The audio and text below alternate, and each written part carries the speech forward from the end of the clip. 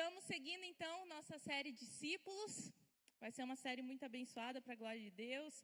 Estamos aprendendo sobre aquilo que o Senhor quer fazer nas nossas vidas e através das nossas vidas.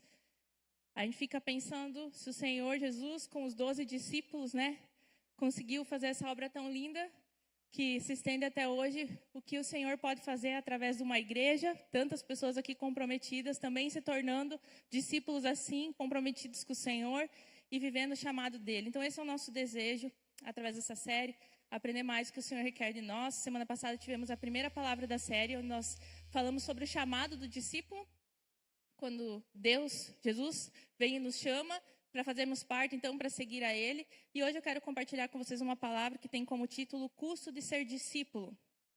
E essa palavra está lá em Lucas, capítulo 9, do versículo 23 em diante, que nós vamos ler e meditar agora. Jesus dizia a todos: se alguém quiser acompanhar-me, negue-se a si mesmo. Tome diariamente a sua cruz e siga-me. Pois quem quiser salvar a sua vida, a perderá. Mas quem perder a vida por minha causa, este a salvará. Pois que adianta o homem ganhar o mundo inteiro e perder-se ou destruir a si mesmo? Se alguém se envergonhar de mim e das minhas palavras, o Filho do Homem se envergonhará dele quando vier em sua glória e na glória do Pai e dos santos anjos. Amém. Glória a Deus por essa palavra.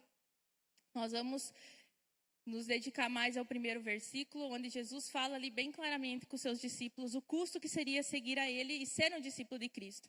Então essa afirmação, ela vem numa sequência de uma conversa que Jesus estava tendo com seus discípulos. Então a gente vê um pouquinho antes, acontece a famosa afirmação de Pedro, quando Jesus pede para os seus discípulos quem eles diziam que Jesus era. E Pedro afirma: você é o Cristo, o Filho do Deus vivo, aquele que é o enviado do Senhor para a nossa salvação.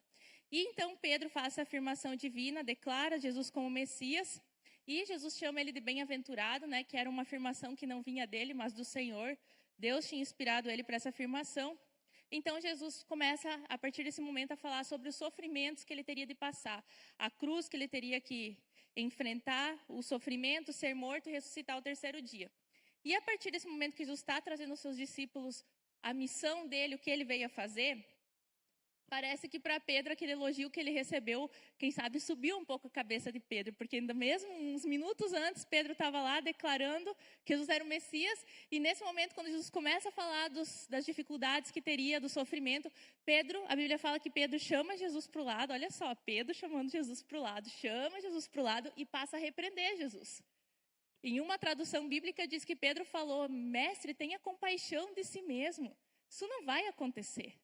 Não fale essas coisas, você não vai passar por isso. Quem sabe na cabeça de Pedro estavam passando mil e outras coisas, querendo poupar o seu mestre, ou as expectativas que Pedro tinha para Jesus não era uma cruz, mas um poder político, um crescimento. Mas ele, naquele momento, quem sabe até tentando encorajar Jesus, não sabemos exatamente o que passa na cabeça de Pedro, ele repreende Jesus e fala que não ia acontecer isso, que estava tudo bem. Se depender dele, quem sabe, Pedro, que é aquele que puxa a espada, se depender de mim, eu estou aqui contigo e você vai estar protegido.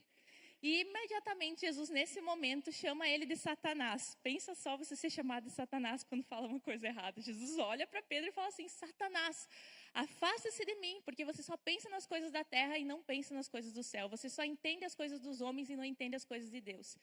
Aquele que tinha acabado de receber um elogio de Jesus, chamado de bem-aventurado, agora é repreendido por Jesus. Porque, de fato, Pedro não estava discernindo o que estava acontecendo, qual era a missão de Jesus.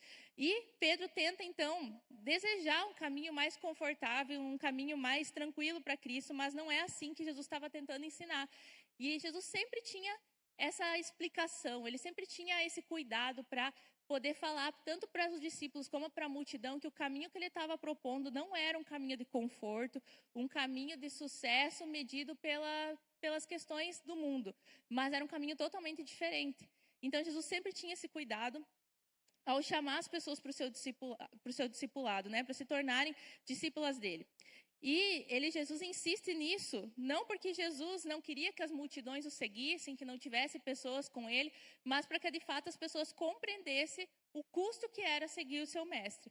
Então ser discípulo não era um status, era um estilo de vida, era uma mudança completa de vida, como semana passada o pastor Edson pregou aqui para nós, que é uma mudança de mentalidade.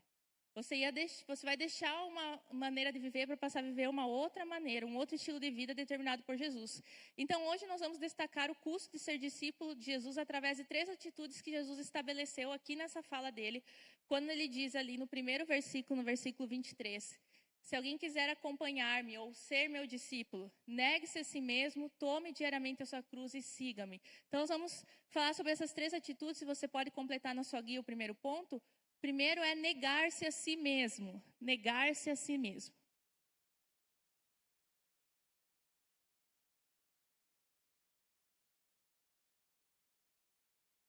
Então, o chamado ao discipulado exige o abandono completo do desejo natural de buscar conforto, fama ou poder. Então, à primeira vista, quem lê de forma mais leviana ou está um pouco distante da caminhada com Deus, pode pensar que Deus é tipo um ser tirano que quer privar as pessoas de desfrutarem dos prazeres da vida. Como assim negue-se a si mesmo? Afinal, o mundo prega que felicidade é fazer aquilo que me faz bem, né? Então, se eu não posso dar atenção às minhas vontades e aos meus desejos, se eu não posso fazer o que eu quero, como eu vou ser feliz? Se o caminho que Jesus me propõe é negar a mim mesmo, como eu posso de fato me sentir bem, encontrar a felicidade fora daquilo que eu desejo em meu interior? Então a gente vai, através da palavra, compreendendo que Jesus tem uma proposta de uma felicidade verdadeira, uma felicidade que o mundo não pode dar. Uma felicidade que se busca nesse mundo que negligencia os princípios da palavra de Deus, a gente sempre sabe que o fim disso é desgraça. A palavra de Deus diz lá em Romanos 3:23 que o salário do pecado é a morte. Então sempre vai trazer destruição. Então o ser humano, nós naturalmente temos a inclinação para buscar as coisas erradas. Nos atrai as coisas que muitas vezes podem nos prejudicar. A gente vê isso já lá desde o Jardim do Éden com Adão e Eva, quando eles, mesmo num ambiente puro e santo, foram então escolher o único fruto que eles não podiam comer. Então a gente às vezes critica Adão e Eva, mas quem sabe se nós estivéssemos no mesmo lugar, repetiríamos a mesma história. E hoje a gente faz isso. Quantas vezes em nossa vida, em nosso dia a dia, nós temos a oportunidade de escolher diversas coisas que Deus aprova, mas a gente escolhe exatamente aquele que diz que não toque, não faça, não coma. É isso que muitas vezes nós escolhemos também. Nos comportamos igual Adão e Eva. Então, nós somos inclinados em nossa natureza para as coisas erradas, para buscar nossas próprias vontades. Tudo aquilo que, de certa forma, traz a nós um conforto, que traz uma sensação de prazer imediato. E a busca por prazer imediato, pelo enriquecimento fácil, pelo prestígio social, faz muitas vezes as pessoas ignorarem, então, os valores do reino, os princípios do reino, e estão nessa caminhada dizendo que não estão dispostos a negar a si mesmos. E às vezes a gente pensa em pecados escandalosos quando a gente fala de não querer ser discípulo, mas muitas vezes não ser discípulo também inclui conveniências da caminhada, né? Então, às vezes as pessoas escolhem por uma vida mais conveniente, o conforto, a aprovação social, familiar, a aprovação dos amigos, dos colegas, e não se detém a esse caminho que Jesus propôs de negar-se a si mesmo, mesmo ciente que Deus esperava dele uma escolha diferente. Então, são pessoas que estão desclassificadas do caminho do discipulado. Negar-se a si mesmo é a gente poder, então, fazer essa escolha de decidir seguir a Cristo e não a nós. E o diabo, ele está ciente dessa conduta que nós temos, muitas vezes, nossa tentação dentro de nós, de queremos ceder para as coisas mais fáceis e negarmos as coisas mais difíceis. A gente vê, muitas vezes, no meio cristão, muitas pessoas sendo convencidas que o desejo de conservar a própria vida é lícito. E até, quem sabe, Deus aprova esse desejo. Afinal, Deus quer o seu bem, Deus é amor, então não seria de Deus algumas coisas que são mais pesadas. E é um falso evangelho sem renúncia que a gente vê se instalando, né? Às vezes os cristãos estão preocupados, eu não estou roubando, eu não estou mentindo, não estou adulterando, então sou discípulo.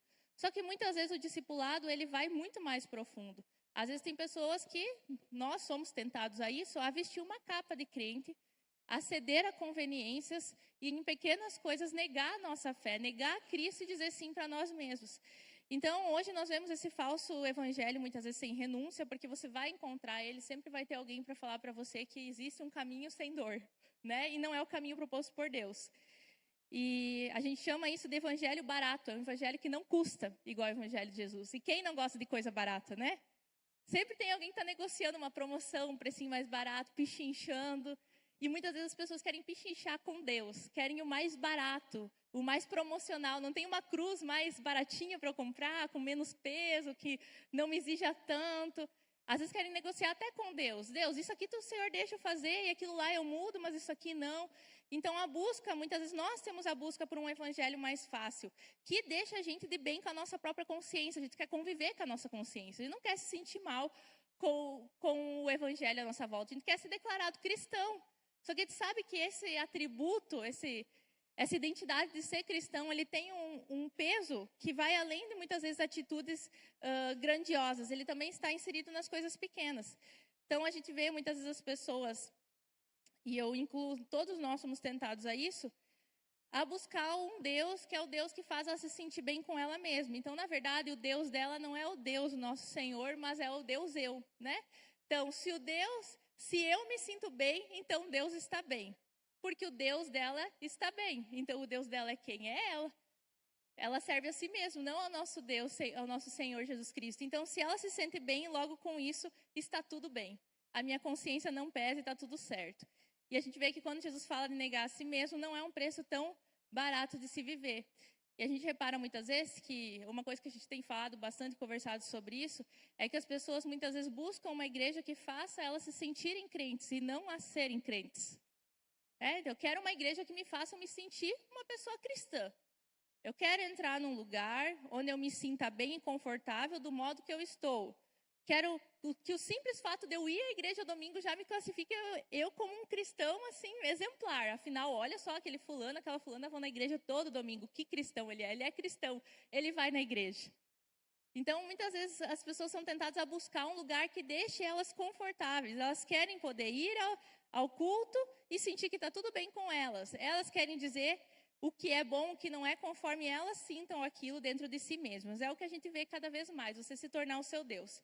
Não quero uma igreja que domingo após domingo eu entro e saio, percebendo que eu tenho algo para mudar, que eu tenho um pecado para confessar, um relacionamento para consertar, algo para largar. Afinal, estar em uma igreja assim me deixa desconfortável. E eu quero me sentir crente. Eu não quero ser crente, eu quero me sentir crente. Essa igreja não está me deixando eu me sentir crente. Então eu vou procurar uma igreja que me deixe eu me sentir crente. Né? E eu vou assim, desviando do custo de negar-se a si mesmo, do custo de viver uma vida como Jesus nos chama ao discipulado. Então, um crente que vive assim, buscando pelo lado mais fácil, sem confrontos, sem dificuldades e muitas vezes sem exigir algo da sua parte, é um crente que não está no caminho do discipulado. Jesus falou que precisamos abandonar um estilo de vida centrado em nós mesmos. Nós precisamos viver para Ele, porque é Ele quem dá a vida verdadeira. Então, quando Jesus diz negue-se a si mesmo, Ele está nos salvando do resultado de uma vida entregue aos nossos próprios desejos e vontades. Quem é pai e mãe aqui vai se identificar com isso que eu vou falar agora. Né? Lá em casa, todo dia eu tenho que falar para o Benjamin e o Nathanael, escovem os dentes, façam os temas, né? Leiam a Bíblia, ajunta aqui, arruma lá. Eu sei que para eles, e eles demonstram isso, eu sou a mãe chata, que estou privando eles do prazer, do conforto, da vida tranquila. Às vezes eles falam, estou tão tranquilo aqui. Eu disse, que bom que você está tranquilo, mas nós temos que fazer certas coisas. Então, aos olhos deles, muitas vezes eu posso parecer, nessas situações, uma mãe ruim. Uma mãe que quer me fazer mal, quer me fazer trabalhar, quer me fazer eu sair do meu conforto. Mas a gente sabe, quem já é adulto, já sabe que eu não estou sendo uma mãe ruim. Eu estou sendo uma boa mãe quando eu instruo eles, quando eu mostro para eles que esse é o caminho que eles devem fazer. Né? Que é assim que eles devem seguir. Se eu negligenciar essas coisas, de fato, daí eu seria uma mãe ruim. Eu não estaria preocupada com eles. Não ia ter preocupada se tivesse cárie nos dentes, se ia ir mal na escola, se não ia pegar uma gripe. Porque eu deixei eles livres para se sentir confortáveis e fazer o que eles quisessem, a hora que eles quisessem. Né? Então, isso seria uma mãe ruim. Todos nós concordamos com isso, quando a gente vê na sociedade isso acontecer. E com Deus, né, longe de ser igual, mas para tentar nos trazer mais perto de quem Deus é esse Pai que muitas vezes vai nos chamar, dar uma chamada e nos conduzir para caminhos de desconforto, de nos tirar de uma certa tranquilidade, de negar a nós mesmos, para nós agirmos de tal forma, deixarmos aquela outra, porque Ele é um Pai bom. Não é porque Ele é um pai ruim que quer nos privar dos prazeres, que quer nos fazer ir para um caminho de sofrimento e um caminho triste. Ele é um bom pai. E por saber que Ele tem um caminho melhor, Ele sabe que para eu estar no bom caminho, muitas vezes precisam ter sacrifícios e renúncias hoje.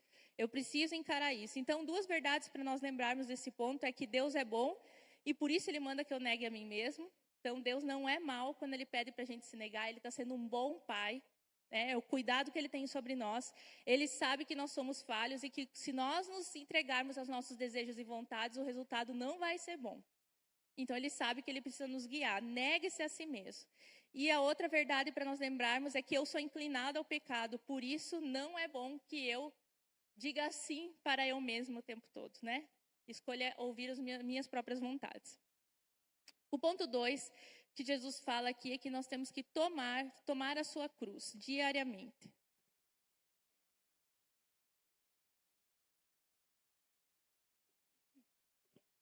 Então, os discípulos naquela época, eles tinham uma ideia a respeito da cruz construída pela realidade que eles viviam. Então, naquela época, era comum nos tempos bíblicos os criminosos serem crucificados. Essa era a condenação dos criminosos. Então, muito provavelmente, que em algum momento, alguns daqueles discípulos viram algum condenado carregando a sua cruz, indo até o local da crucificação, nesse caminho sendo escoltado pelos oficiais romanos e recebendo humilhação, recebendo sofrimento, até que ele chegasse, então, onde seria crucificado. Muito provavelmente essa era a ideia que eles tinham de cruz, afinal, Jesus não tinha morrido ainda, não tinha ressuscitado, não tem hoje a compreensão que nós temos, olhando daqui para lá, né?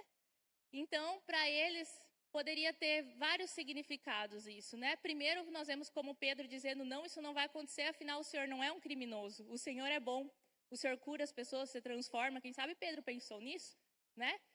Então, você não vai acontecer isso contigo porque isso é destinado só às pessoas que são ruins. Ou quem sabe naquele momento, eles já estavam meditando e pensando sobre isso, Jesus vai para a cruz, eu vou ter que acompanhar ele. Como é que vai ser isso? Então, era toda uma dinâmica que eles estavam inseridos. Mas, naquela época, a cruz ela era símbolo de sofrimento, vergonha e morte. E era uma viagem só de ida. Você via alguém caminhando com a sua cruz, isso não significa que essa pessoa voltaria um dia. Ela iria para não voltar mais. Ela iria morrer, né? Então, todo esse significado Jesus traz para dentro do custo do discipulado. Jesus traz essa figura para somar o cálculo do custo, né, do discipulado. A dimensão da figura não está no aspecto, a cruz só no aspecto físico, mas também no aspecto espiritual. Jesus está afirmando que para ser discípulo é necessário tomar a sua cruz diariamente. Então, nós vamos destacar aqui 2 aspectos desse tomar a cruz. Primeiro, tomar a cruz é fazer morrer nosso antigo estilo de vida. E que bom se fosse uma vez só. Naquele dia que eu aceitei Jesus, recebi a Cristo, e daí pronto, morreu a minha antiga vida, morreu minhas vontades e deu. Não, Jesus fala diariamente. É fazer morrer diariamente aquele velho homem, aquela velha maneira de pensar, aquela velha maneira de se comportar. É crucificar diariamente. E a gente poderia dar inúmeros exemplos aqui, e cada um sabe da sua realidade, o que tem que fazer em sua vida para crucificar diariamente a si mesmo. Mas lá em Colossenses nós vemos Paulo listando algumas coisas importantes que nós devemos fazer morrer em nossas vidas. Lá ele diz assim em Colossenses 3, 5 a 10. Portanto, matem os desejos desse mundo que agem em vocês. Então ele está falando que agem, esses desejos agem em nós, eles nos tentam e nós temos que fazer morrer. Isto é, a imoralidade sexual, a indecência, as paixões más, os maus desejos e a cobiça, porque a cobiça é um tipo de idolatria. Pois é por causa dessas coisas que o castigo de Deus cairá sobre os que não lhe obedecem. Antigamente, a vida de vocês era dominada por esses desejos, e vocês viviam de acordo com eles. Mas agora livrem-se de tudo isso, da raiva, da paixão e dos sentimentos de ódio, e que não saia da boca de vocês nenhum insulto e nenhuma conversa indecente. Não mintam uns para os outros, pois vocês já deixaram de lado a natureza velha com os seus costumes e vestiram-se com uma nova natureza. Essa natureza é a nova pessoa que Deus, o seu Criador, está sempre renovando para que ela se torne parecida com Ele, a fim de fazer com que vocês o conheçam completamente. Então, aqui está listado várias coisas que Paulo diz, façam morrer. Todo dia esses desejos, essas tentações, esse estilo de vida vai bater à nossa porta. E nós temos que fazer eles irem para a cruz. Eu não vivo mais esse estilo de vida, eu não vivo mais com essas vontades. E eu quero me livrar de tudo isso. Eu mudo a minha forma. Como Paulo diz aqui, Vocês deixaram de lado a velha natureza. Não significa que ela não está em volta, não está dentro de nós, nos fazendo querer fazer desistir do caminho. Mas agora, ele diz, vocês estão se vestindo de algo novo. E essa vestimenta é para vocês se tornarem uma nova pessoa. E em outros textos bíblicos nós vamos ver que essa caminhada dura até a chegada de Cristo, quando finalmente Cristo vai nos tirar desse corpo enfraquecido pelo pecado e nos dar um corpo incorruptível, onde a nossa vontade será a vontade dele completamente. Não haverá mais luta, né? Mas enquanto estamos nessa terra, eu crucifico, eu faço doer, eu sofro. Enquanto, Paulo usa em outros exemplos, enquanto você não sangrou, é porque você não foi até o fim. Aquilo que você está lutando, você já sangrou por isso? Já doeu? Se não doeu é porque tu não tentou o suficiente ainda. Ah, mas eu não consigo. Tá, mas chegou ao ponto de sangrar? Não chegou ainda. Então, dá para continuar lutando. E nós vamos ver nas próximas palavras, graças a Deus pelo Espírito Santo que habita em nós, porque ele nos capacita a viver em santidade, a viver na vontade do Senhor. Mas a cruz, então, aqui é um reflexo de fazer morrer, então. A cruz era uma viagem só de ida, não tinha retorno, era a morte. Então, é você decidir, a partir do momento que se torna discípulo, a nunca mais voltar para aquela antiga vida. Nunca mais você vai se tornar novamente aquela velha pessoa. Aquilo foi crucificado. Tomar essa cruz é deixar para trás, é fazer morrer aquilo que você era anteriormente. E o segundo aspecto da cruz aqui é aceitar o sofrimento da cruz, né? Estar disposto a passar pelas perseguições, pela reprovação pública, pelo menosprezo por parte daqueles que não querem saber de Deus. Então, isso em nossa caminhada pode acontecer e não quer dizer que você está no caminho errado. Hoje as pessoas usam como desculpa, muitas vezes para não encarar o preço do discipulado, que eles têm que ser uma pessoa legal, porque senão as pessoas não vão querer gostar de Jesus. Ah, eu não quero ser o crente chato, porque daí a pessoa não vai querer ir para a igreja. Daí aceita ficar no meio da roda de fofoca, aceita beber junto, aceita falar piadas que não convém, aceita ir a lugares que não convém, aceita se relacionar com pessoas que também não convém, porque você quer tanto que aquela pessoa veja que ser de Jesus é legal, que na verdade você não está sendo Jesus, você já está sendo mais do lado do diabo do que de Jesus. Então, nós temos que cuidar muitas vezes com essa preocupação de eu querer ganhar os outros pela boa companhia ali do lado, por ser o politicamente correto. A gente tem que entender que o caminho de cruz, muitas vezes, ele é regado também com a perseguição, com a reprovação pública. E como você vai mostrar a sua luz se você faz a mesma coisa que os outros fazem? Às vezes a gente não quer causar um desconforto no meio dos nossos amigos, no meio dos nossos parentes, colegas de trabalho, aí não quer que eles se sintam desconfortáveis, mas como é que eles vão perceber que eles podem ser diferentes ou que existe uma vida diferente se você não for diferente? Às vezes a gente está tão preocupado em deixar a pessoa bem que tu está ajudando ela a ficar mais confortável ainda nos caminhos do diabo. E não percebeu, existe uma coisa diferente, um caminho diferente, uma proposta diferente. Realmente, quando eu me comporto assim, quando eu faço isso, depois eu não me satisfaço. Eu saio daqui e continuo vazio. O meu vazio continua lá, eu continuo sem senso de propósito. Então, esteja disposto a assumir isso que a cruz traz para nós também. Muitas vezes a perseguição ou ser reprovado pelos outros para que a vida de Cristo se manifeste em você. Nós não devemos ter medo de testemunhar Jesus e suas palavras, mesmo quando isso for impopular ou difícil. Então, tomar a cruz significa fazer morrer nossa carne com seus desejos pecaminosos e decidir trilhar o caminho de Cristo, mesmo que isso traga sofrimento em algum momento. Então, essa disposição de estar com Cristo mesmo. E no texto que nós lemos aqui antes, bem no início, puder voltar lá, acho que eu não coloquei aqui, lá no primeiro texto, fala na segunda parte ali, que Jesus fala que se alguém se envergonhar de mim, está na sequência, né? Se alguém se envergonhar de mim e das minhas palavras, o Filho do Homem se envergonhará dele, quando vier em sua glória e na glória do Pai e dos anjos. Então, algumas pessoas, né? Todos nós somos tentados, muitas vezes quando nós estamos diante do momento de mostrar se nós somos discípulos ou não, a muitas vezes nos envergonharmos, sentir vergonha por fazer o que é certo. E a Bíblia fala aqui que quem se envergonhar, Cristo fala, quem se envergonhar dele, das suas palavras, do que é verdade, Cristo se envergonhará de nós, né? Se nossa atitude for essa. Então, Deus espera que a gente confesse publicamente e abertamente a nossa fé, né? Não rejeitar a nossa fé, a palavra de Deus, por medo da opinião alheia, de ser considerado ridículo ou pelas consequências negativas de afirmar a nossa fé. Eu não devo me envergonhar. Afinal, você carrega a vida. E daí a gente tem que se perguntar, se eu me envergonho de ser crente, que tipo de crente eu sou? Se eu me envergonho do que Jesus falou, que tipo de filho de Deus eu sou? Se eu fico com vergonha de professar a minha fé, Em que ponto da caminhada eu estou? Será que realmente eu sou um discípulo porque eu tenho vergonha de Jesus? Então, a gente tem que parar e se perguntar em situações assim. Por que a minha paixão está tão baixa? Porque se eu sou, de fato, nós vimos também semana passada, a dificuldade de seguir a Jesus é falta de intimidade. Se eu tenho dificuldade de eu afirmar a quem eu pertenço e os princípios que eu vivo, eu não estou andando suficientemente íntimo de Cristo. Alguma coisa está errada. Então, é importante que a gente se avalie. E a terceira atitude que Deus espera de nós, para aqueles que desejam ser seus discípulos, é seguir a Cristo. Ponto 3, seguir a Cristo.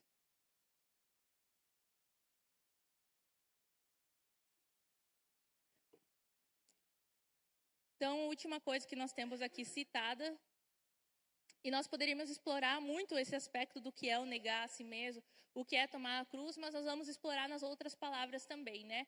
Momentos que nossa fé é testada. Mas agora aqui, depois de eu finalmente estar pronto para negar a mim mesmo, para morrer, né, e carregar a minha cruz, agora de fato eu estou pronto para viver. Viver aquilo que Jesus propõe para mim, seguir a Cristo. Não tem como seguir a Cristo sem antes eu negar a mim mesmo e tomar a minha cruz. Então, existe uma nova vida pela frente, uma vida de verdade, algo que a sua antiga vida não poderia oferecer. Nós somos convidados para um novo reino, é uma nova dinâmica. Então, agora, a partir de agora, nós somos filhos de Deus, e Deus declara Jesus como primogênito dessa criação, o irmão mais velho, o nosso modelo de como nós devemos ser para sermos considerados e identificados como filho de Deus. Então, o discípulo se torna um imitador de Cristo. E ao nós seguirmos a Cristo, nós recebemos essa missão dele, que está lá em Mateus 28, 19. Portanto, ide, fazei discípulos de todas as nações, batizando-as em nome do Pai, do Filho e do Espírito Santo, ensinando-os a guardar todas as coisas que eu vos tenho mandado. Então, essa missão do discípulo ela se estende a todos nós, não só os discípulos daquela época que ouviram essa palavra, era uma missão dada à igreja e a nós individualmente. Então, um discípulo de Jesus vive a sua vida com essa realidade. É comum para um discípulo de Jesus fazer discípulos, batizar e ensinar. Já pensou que é isso que identifica também um discípulo como discípulo? Fazer discípulos, o que é isso? Pregar a palavra de Deus, levar as pessoas a Jesus. Né? A gente fala muito formas práticas, convida para vir para a igreja, convida para vir um pequeno grupo, faz uma janta na tua casa, com o propósito de você guiar a conversa a um ponto que você possa testemunhar a sua fé, é ir e espalhar aquele amor pelo qual nós cantamos aqui, que nós fomos conquistados. Isso é comum na vida de quem é discípulo. Ensinando, por exemplo, aqui, ensinar o que Jesus nos ensinou é compartilhar da fé do que você aprendeu com os outros. É comum, para quem é discípulo, é comum fazer isso. Então, uma forma de nós avaliarmos se nós realmente temos nos comportado como discípulos é avaliar como está a nossa missão dentro do reino de Jesus. Nós estamos, de fato, comprometidos com aquilo que Ele deixou para nós como missão? Então, algumas pessoas muitas vezes esperam coisas sobrenaturais de acontecer. É muito legal ler na Bíblia que Jesus curou, que Jesus expulsou demônios, que Jesus salvou pessoas, e a gente deseja ver isso com nossos olhos, provar, mas não tem como eu ver se eu não seguir Ele. Né? Não tem como eu ver curas, ver transformações, ver salvação. E mais do que ver, você ser o portador disso, porque é tão incrível que Jesus depositou esse poder sobre nós. Quando está com os discípulos, ele diz, eu dou poder para vocês, vocês vão expulsar demônios, vocês vão curar pessoas, vão falar em novas línguas. Né? Vocês irão fazer, o poder está sobre todo aquele que crê, se identifica como discípulo, é disponível. Mas até que ponto você deseja isso para a sua vida? Até que ponto você quer isso?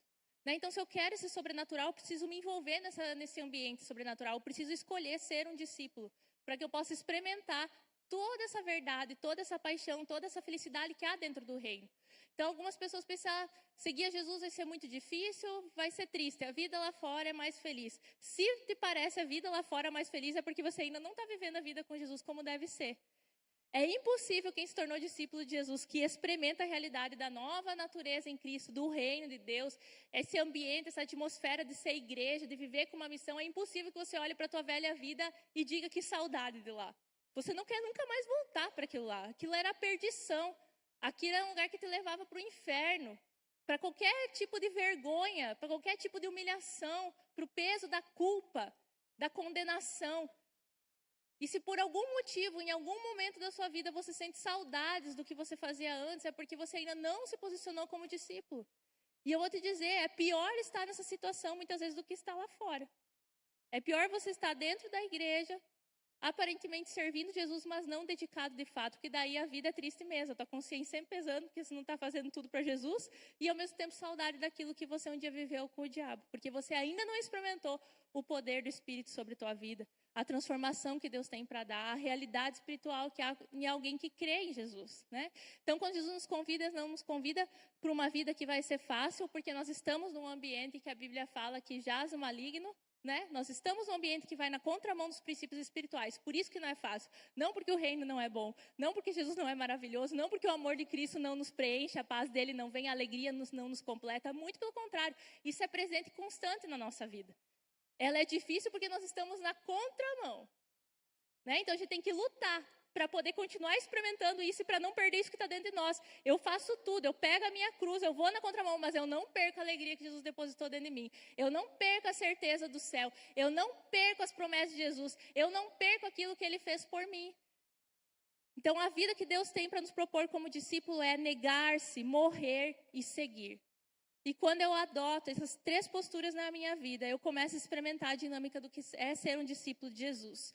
E em toda essa palavra que Jesus deixa aqui para os seus discípulos, e ele repete em vários outros momentos para os discípulos e para a multidão, ele coloca que isso não é opcional. Só é discípulo quem faz isso. Quem não faz isso é discípulo. Então Jesus chega e diz, calcule o preço. Em outro texto que tem a mesma citação, Jesus falando nesse momento, ele fala sobre a pessoa que vai construir uma torre. Calcule bem aonde você está entrando. Jesus queria sempre se certificar. Calcule bem. Agora eu tenho que lembrar vocês, esse é o único caminho que leva ao céu. Esse é o único caminho da salvação. Então calcule não para você desanimar, calcule para você saber o que você vai enfrentar e com a certeza que Deus dará graça para você seguir até o fim. E um dia, para a glória do Senhor, todos nós estaremos juntos no céu. E essas lutas aqui serão passadas, e quem sabe nós vamos sentar numa roda, tomar chimarrão e rir das perseguições que a gente tinha. Vamos nos divertir contando os causos, né? Falando como era a vida, não sei, estou conjecturando. A Bíblia fala que a gente não sabe como vai ser. Mas um dia nós vamos lembrar desse momento como uma leve e momentânea tribulação, como Paulo diz, muito leve. Não tem como ser um discípulo triste, infeliz e sem paz quando tu pensa e tu vive com os olhos no que é eterno. Se tu olha, se tu vive teu dia a dia com expectativa do céu, daquilo que tu vai viver com Jesus, o encontro com Cristo, não tem o que derrube a gente. A gente pode ficar triste, às vezes, em algum momento, pode sofrer as perseguições, mas a gente se mantém firme porque a gente sabe que o que tem no final é muito bom. É muito bom, né? Então, o meu desejo aqui, junto com os irmãos, é que a gente possa seguir essa caminhada de se negar, de carregar a nossa cruz, de seguir com Jesus e que a gente possa juntos um dia receber a nossa coroa com Cristo. Amém? Vamos ficar em pé e vamos orar nessa palavra? Fechar nossos olhos, baixar nossas cabeças, vamos ter um momento de oração. Senhor Jesus, nós queremos te agradecer por mais essa palavra hoje que nós recebemos do Senhor. Uma palavra direta do Senhor para os nossos corações. O Senhor nos chamando a um caminho de discipulado, nos mostrando qual é o custo de ser seu discípulo, Deus. E nós queremos assumir essa caminhada e pedir que a graça do Senhor nos capacite e nos fortaleça para que a gente se mantenha sempre assim, Deus. Que a gente negue a si mesmo, que a gente pegue a nossa cruz, carregue ela diariamente e que a gente siga os teus passos, Deus. Eu oro aqui nesse momento, Deus, se porventura tem algum irmão nesse momento, nessa noite, Deus, que não tem desfrutado da alegria de pertencer a Ti, que não tem desfrutado da alegria de ser discípulo, Deus, que se vê dividido muitas vezes, mais cedendo para as coisas do mundo do que para as coisas do Senhor. Hoje eu oro em nome de Jesus, Deus, que haja um rompimento sobre essa vida, Deus, que haja libertação e posicionamento no Senhor. Se existe algo espiritual amarrando qualquer pessoa nesse lugar, Deus, que impeça ela de viver para Ti, que o Senhor venha libertar nesse momento. Eu oro por aqueles que precisam tomar uma decisão convicta de viver os Seus caminhos, que o Senhor dê a eles a graça de não fugir dessa decisão, de encarar esse preço. Eu oro em nome de Jesus para que eles possam desfrutar de fato a vida que o Senhor tem para nós, uma vida de alegria, de paz, uma vida completa, com propósito e com destino certeiro, Pai, em nome de Jesus. Que o Senhor nos ajude a sermos discípulos que amam o Senhor, Deus, que pagam o preço que é necessário ser pago, Deus, e não considera as coisas que a gente perde desse mundo como uma perca, mas sim uma grandiosa vantagem diante do Senhor, que é poder viver para Ti, Pai, em nome de Jesus, Deus. Que o Senhor nos ajude a nos tornar esses discípulos fiéis do Senhor, Deus, que o Senhor nos dê essa graça em nome de Jesus, e que o Teu Espírito Santo enche o nosso ser e nos faça ser totalmente dependentes de Ti, Senhor. Essa é a nossa oração em nome de Jesus. Amém. Glória a Deus.